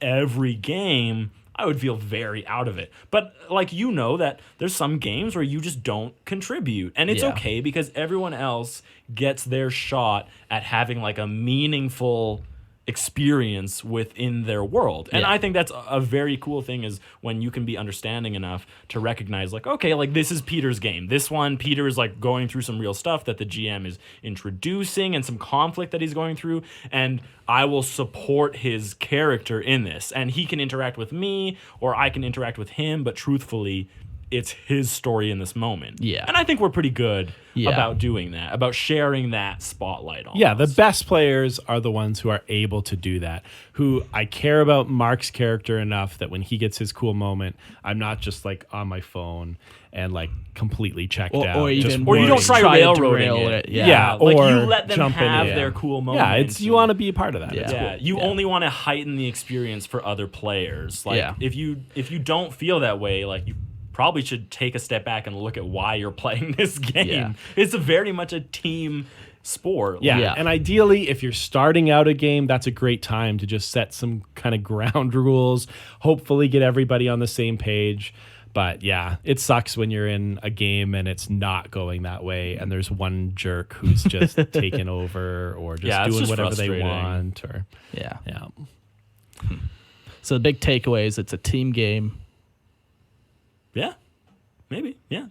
Yeah. You're that's all what you in it. took away. That's what I'm taking away. Sure, yeah. It is a team game. And Yeah. You're as all there cool to as it- enjoy As and cool have. as it can be, you're trying to make the experience good for everyone. Yeah. If it's only good for one person, I think you missed out. Yeah. Well, Nope. Oh, gross. There's more spiders in here? My God. What did we have next? We're at So like we 80 minutes in. Yeah, we were going to talk a little bit about like how to actually write a story. I think we covered a lot of that. Yeah, I think we got some of already. the storytelling Like, in there. yeah, when you're telling a story, you want Yeah, conflict. what's the difference between writing a story for a person and writing a story for a chapter? Like, there's still the elements are all the same. Yeah. you still need to know the motivation of the story. Like, and Yeah. you need to know what conflict and tension to bring into a story. Yeah, exactly. Yeah. I've read lots of listener lore from all manner of skilled people and not skilled people, but some of them, like some of the ones that are written like not well, still are very cool just because they understand like those principles. Like I understand it. I'm a horrible writer, but I know like conflict. So Right. You so can definitely still get your idea across. Yeah. Maybe you aren't using proper punctuation and your Exactly. So- grammar's a little weird, but the idea you're trying to communicate is exactly what we're looking for. Exactly. So it doesn't matter how good you are at writing. You're going to start off bad. Some will start off good. You can always improve. And you'll get the opposite of where people who can write really well, but it's just not interesting, So, yeah, I don't know. If you're going to write a story, just keep those two things Just in write a mind. story. And How hard can it be? No, just keep those like couple things in mind. Like, know where the story's going to go and no conflict. Like, that's And such a there- huge And thing. there's nothing wrong with creating your story outside of what you're writing, what you're sharing with us. Like something that is interesting to know is, so every character that I have named in my Necron, I have a little thing written about that character that you might never interact with. Sure. And you might never fully see that character fleshed out in my stories, but hopefully when I'm introducing them in my stories, you get little hints of it, right? And it also means I'm consistent every time. Like you meet one character from one story to the next, they should be the same character because Yeah. they're coming from the same place. Yeah. It's also okay, to expand your story beyond what you share. Yeah, and just don't be too worried about if you can't find all the exact right words for everything. Like, That's what the internet's for. Yeah, for me, the one thing I would say is, like, I love a good story. I love a good plot. I love where it's going somewhere. But what I'm really in it for is the characters. Yeah. And if you've got good characters that I'm rooting for or rooting against or that I care about in some way, even in a short form, I'm so much more invested in that story than just a whole bunch of really cool stuff happens. Yeah. That's great too, but I want the characters. And the books that I love the most, the series that I love the most, have amazing characters. Fitz is without a doubt one of the best. Let's just spend the characters. next 20 minutes listing off amazing characters. I Sure, got one okay. really Okay. I got one really good character here that I'm just looking I'm at it right terrified. Did I have someone no s- idea what's going on. What is it? What's it from? I'm very scared. now. It involves Peter, and it's from the Liber Malleus, Oh, okay. and it's Reclusiarch Petor. Oh, okay. So we came up with like all the characters for like our Liber Malleus. I don't know Yes. if we ever talked to you about this, but like, so Yeah, we gave you a name in our Yeah. I did not hear chapter. that. Oh, okay. Oh, really? Yeah. And we'll so- at some point also give you a model, and Yeah. we'll put your nameplate on that model, Oh my and you'll be goodness. immortalized in the Liber Malleus. It's because you contribute so much Yeah, to the lore. You're amazing. part of Lorehammer. Amazing. Peter. So Can my helmet just be a little taller than everyone else's? We could probably we make could that probably work. make that work for you. But so you're a reclusiarch, which Okay. is a chaplain. So you have like it Oh, plays I into see, like I your see. actual career. You're a Yes. pastor. So like now you're part of the spiritual Okay. Yeah. thing. I'm in charge of all you heathens. I Yeah. got it. Yeah, the pagans. So we came up with like just very very minor backstory for All right. people. Not even backstory really. We just have a quote for you, Okay. and your quote is, "The cursed Xenos must be laid low again." And you specialize in purging Eldar for their arrogance in existence, only to then steal and study their ancient data. Nice. Yeah. So I yeah, like it. Reclusiarch Peter. Pitor. I love it. Yeah. I feel very honored. You should. I do. Yeah. Yeah, so you're gonna hold a place in the Liber Malleus. Perfect. I'm surprised we never told you about that. Yeah, but- I can't believe we didn't either. No, I'd heard about the project. I mean, I've seen it, Yeah, yeah. but I didn't realize my place. yeah. it's there. You're in the higher echelons of Yeah. it. But, Amazing. so we got one final topic. I think we got a couple more minutes. Yeah, yeah. And We got that some is All right. Peter. Yes. Mm-hmm. When are you gonna start playing 40K? When are with you us? gonna get an army and play with us? How long has it been, really? What do we have? Really, how long has it been that you've been trying to lure me? When you first made your Tech Marine, I think it was at that point that you went out and bought your Space Wolf box. I did buy a box of Space Wolves. And that would have been like 10 years ago. I had a terrible experience going in cold. Yeah. But you also didn't ask anyone for I brought my advice. wife into the Games Workshop store or whatever. Oh my God. Which terrified her. This is a new world. I don't like it. We bought a box and then I took it home and I had no idea what I was doing. I started putting them together and then I'm so proud. Like I've built like a couple guys, glued them all together, and then I'm showing you, but I've put the wrong like weapons yeah. on the models together, and then you know what they all are, Yeah. and you're pointing it out to me, and then I just I have You're no idea what I'm devastated. doing. Yeah, it was terrible. Emotionally, And then raw. I try to paint with no experience, and I don't have brushes, and I'm using a toothpick, and it's just That's a Mark move. it's all going terribly, and so So if there was one thing you wish you knew when you were starting, then like what would have helped you ultimately when you were starting out? I thought the most confusing part was just, to me, I'm like, I want this guy to look cool. Yeah. And so That's a big this part of is a- 40K. This is Yeah. a cool gun. I'm gonna put this on him, but I didn't have any real sense of what it all meant. Yeah. Point values or Yeah. how certain things work together and other things don't, and you can't just make them carry whatever you think is Yeah. cool. There's some sense to it, or at least it seems. I think There there's is. I think there's a truth into it, but I don't think it's the whole truth. I think if you're modeling for the sake of modeling, like when it comes to a Space Marine, you can give that sergeant whatever weapon you want him to have. If you want that sergeant to have a plasma cannon, do it. Because it's your chapter. And if that chapter says sergeants have plasma cannons, they're not a Codex chapter, obviously. They just do whatever they want. But if your intention is to play the game, I can understand how that is very daunting to be like, captains can only use this stuff and it costs this many points. And so that I think is a little more involved. Yeah. So I think there is a truth into it, but I don't think it's the only truth. So, but like going into it now that you would know that, hypothetically going into it now, it would be a different situation. Hypothetically, then. but not hypothetically. You know? I mean, like No, when no, like I'm not really trying to peer pressure him. I am into, definitely trying to.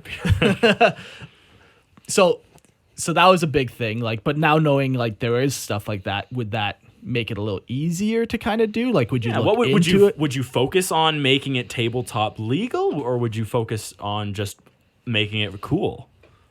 I think like at this point, if I were to get an army, I would get an army to play the game. Yeah. So you More would than focus just- on making it legal. Yeah, I would want it to be cool. I would definitely come up with cool backstory, Yeah. and I love all that side of it and getting into the lore. And that's why I think out of everything that we've talked about, and I mean, there's a huge segment of 40K that I don't know about, but of what we've covered, Eldar, and some Eldar. minor Xenos races. Sure. Were you in one of those? Yeah, Okay. and Space Wolves I know a little bit about, but I like the Harlequins. I think they're cool. I like their lore the most, and I think I like their zany look, and so that's what I would go for at this point.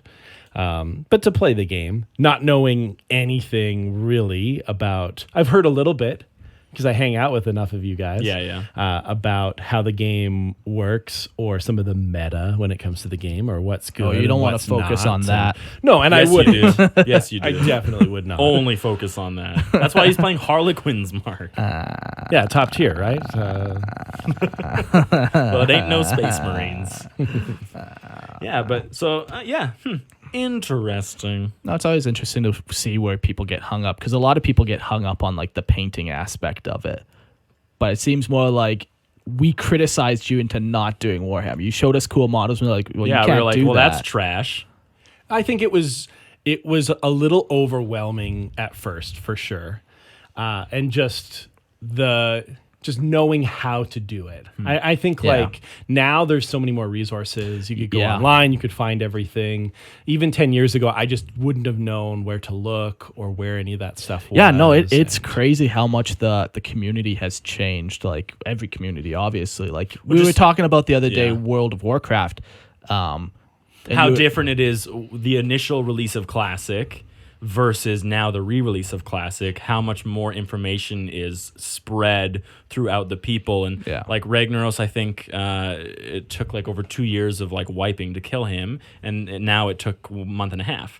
The game is the exact same. It's literally just knowledge being shared between groups of people that has caused the way we play the game to change. And that's just like 40K. 40K back then, very similar tabletop wargaming, but how we play it has changed drastically from then to now. And how we model and how we paint, right? Like all the resources you're talking about, like that would change how you approach the game.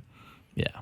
So now the big question is, if we got you models, would you at least learn and occasionally play once or twice a day with us? I think That's a small ask. That's Only a once or small twice ask. a day. the times that we played, when was the last time that we would have played? It would have been Tim's birthday Was it- party, it was his birthday. Was it Daniel's bachelor party? No, that was Tim's birthday party. And Daniel played Dark Eldar that day. Oh, okay. I'm pretty sure that was his birthday. Yeah. Did you play that day? I know I played a little bit over there. Okay. I remember some of that. So that might have been it then. So yeah, I think I played a couple times. Yeah. Enough just to get my feet wet. And that's when you guys were first like floating ideas of doing like tournaments or a league or something like that. Like this is a while ago. Like I don't know how many years ago that would have been. A long time. But Yeah, it probably would have been 3 years ago. Like I don't think we were doing Lorehammer. So Yeah, no. Yeah. And I played a little bit, enough just to like I like tactics. I like tactical games. Absolutely, I think, yeah. my it's your friend type of game. my friend Hartson and I, this is way back, like I'm 10 years old. And well, maybe a little older than that. All right, well, Maybe I wasn't a boy genius. Right? no, he's over at my house, and we had army men, and we created like our own version of like 40K, just using. We had like tables, and we had all sorts of stuff out, and we just determined how much they could move, and we just created our own game, and we thought it was so much fun. Yeah. And so I like that kind of aspect of it. So I think it's cool. I think it's fun. Yeah, it's definitely your slice of pie for sure. I think so. yeah. Like I think, the daunting parts to me are there's 40K is so big, it seems. And there's so much to know. There's so many different armies. This is just like the outsider perspective. Yeah, I know. Don't roll your eyes at It's me. not that I'm rolling my eyes, but I think there's very easy ways to avoid that feeling of overwhelmingness, which I'll share after. Because as I've been like adjacent to this for so long, I just come to know how much more there is, you know? It's just adjacent. Never fully joining, but always Just dip a beside. toe in. Yeah. But I think like, yeah, there's a lot to it that it seems, whether it's the painting, Yeah. the putting your models together, and then how you play the game, the strategies to it, everything that goes along with it. We were talking earlier that the amount of 40K that is being consumed these days is just crazy. Like all the different mediums that 40K can touch people. And then you realize like, oh, like cool, it's not just 40K Monopoly. Right? Like what if that's someone's first experience with 40K? Lots of people I talk to where it's like it's a miniature game. It's But it's yes. also a 300 book library. Yeah. And it's also 6 or 7 video games, right? Yeah. And soon it's a TV show, right? So Yeah. that feeling I totally get, but you've already picked a focal point. Right. You can, for the time being, ignore 99% of the entire universe and focus on something that you already feel you gravitate towards. And I think that's a lot of what people do. Like if someone goes to 40K and they're like, man, Space Marines are cool. Oh my God. But what about all the other things out there? And it's like, well, no, don't get overwhelmed. Just focus on Space Marines. Focus on what you think is cool. And then once you feel comfortable, like you'll start reading enough things that are, okay, Space Marines seem to fight orcs a lot. Let's learn a little bit about orcs, right? And I think that's what a lot of people do is they don't follow natural paths. They see Space Marines and like, oh God, now I have to learn about humanity. Now I have to learn about AdMech. Now I have to learn about chaos and everything they fight. And I think like you've picked Harlequins as like something you enjoy. And instead of focusing and being like, man, like there's so much out there, you literally just immerse yourself in Harlequin. I mean, you already have. You already know a decent amount about Harlequins. But that might even be my advice to people. Is like if 40K seems like overwhelming and daunting, like pick a point and just go deeper on that point. Don't try and learn everything at once. Don't try and understand the story of humanity. Right. And like if you pick a Harlequin box setup, right, and you're putting it, build a cool model first, right? Like I don't know, but also there are so many people to help build. Like build your lists, build your models, share advice on how to build stuff. Like, you're never fully alone in 40K, which is another pretty cool thing actually about it. Yeah, I'm really just thinking it's like, Are you building a Harlequin list over there? You pricing out Harlequin I'm boxes? perusing. Like I assumed you were. I'm genuinely curious. Like, how much would it cost for us to get a Harlequin army for Peter? Yeah, and then like if I built, I painted, would that change your mind to play?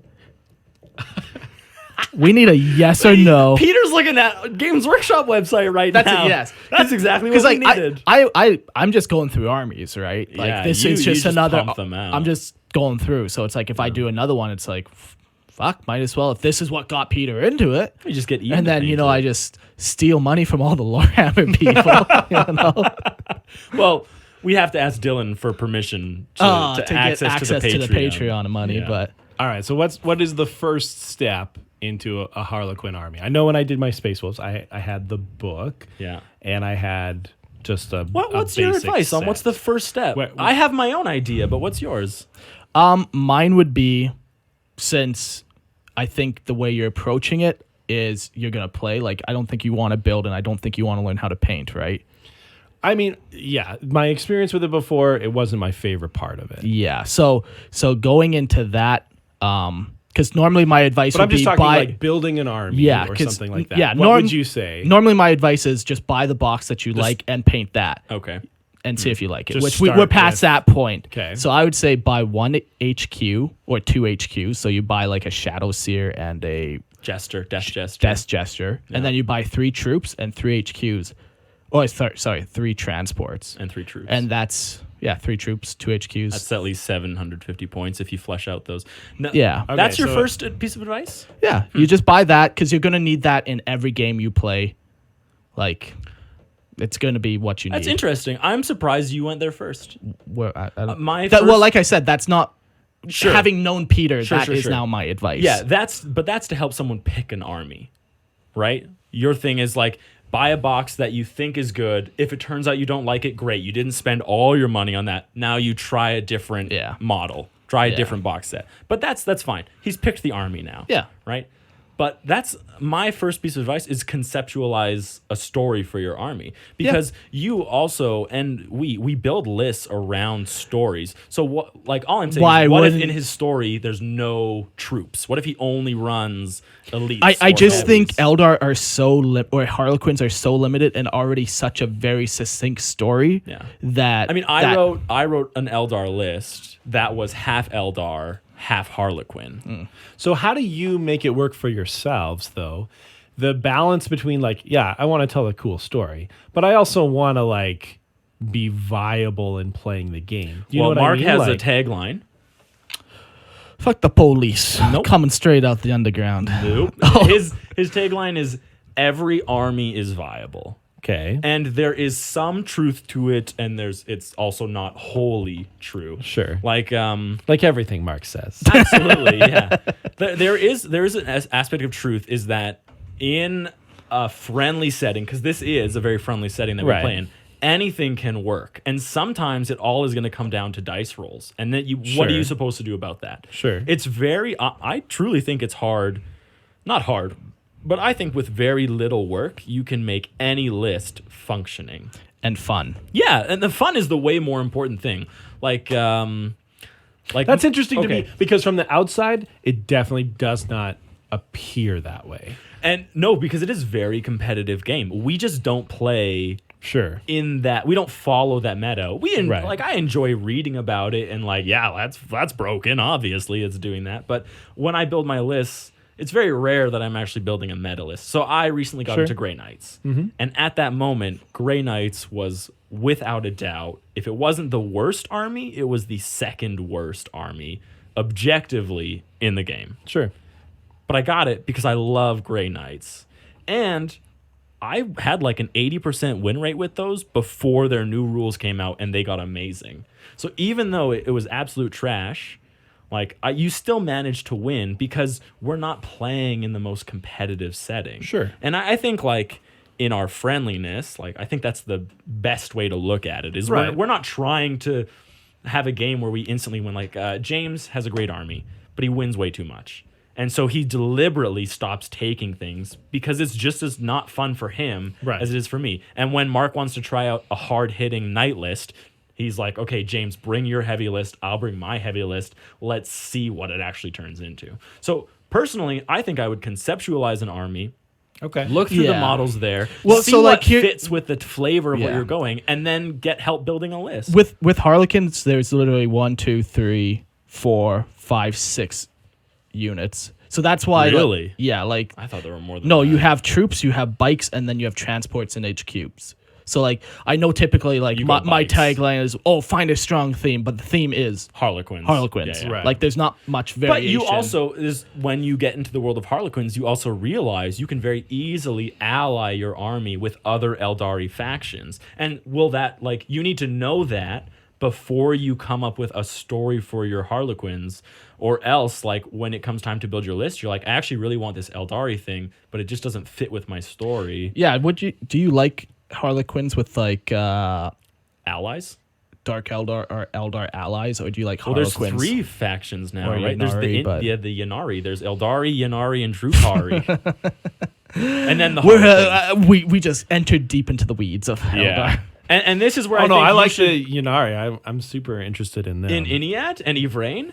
Oh, that's totally awesome though, because Yvrain is really cool. Yeah. And like you should like what would you ever play with the Incarn? Like the reincarnation of Iniad? I mean, the things It's a you're god. saying right now, I just don't know how. I'm interested in it from a lore perspective, but Yeah, Incarn is the current manifestation of the god of death. Okay. And there's a model for it. Just okay. Search for it. It's Yncairne, the Yincarn. But yeah, like Yncai.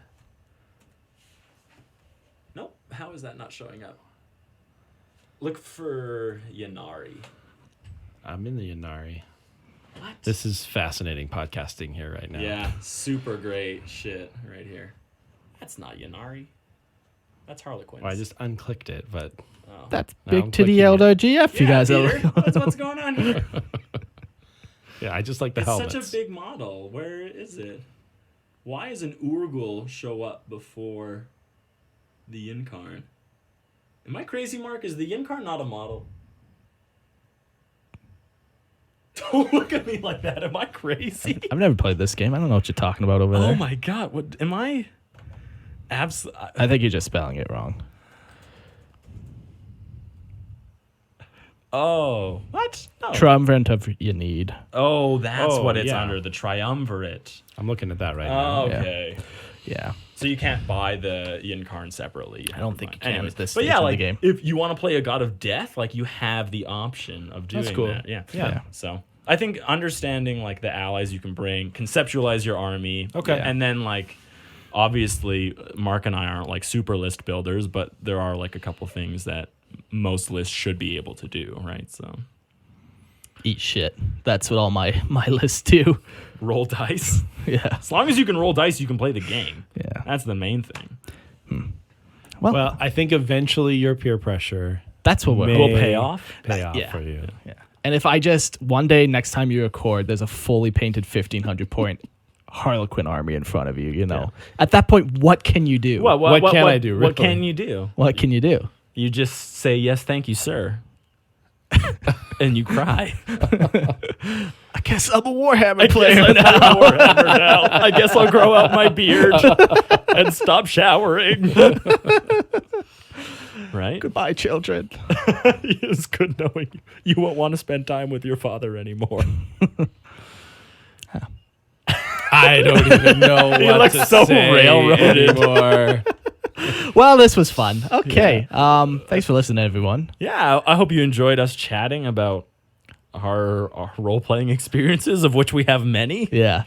There will be other episodes that are not just like these. Random conversations. I forgot what we branded this. Lorehammer Lockdown. Oh yeah. we are still doing a regular episodes, but I don't know. These are fun. I like just talking to people. It's fun. It's good for me. We're so close to worry. having a Harlequin player. I got a 47-step plan for Peter. That's right. Are you just going to start sending him pictures? Oh yeah. And that's 46 steps of your plan. It's just Oh, yeah. 46 different pictures into sir. his phone. Yes, sir. That's what worked for me. It's really weird, actually.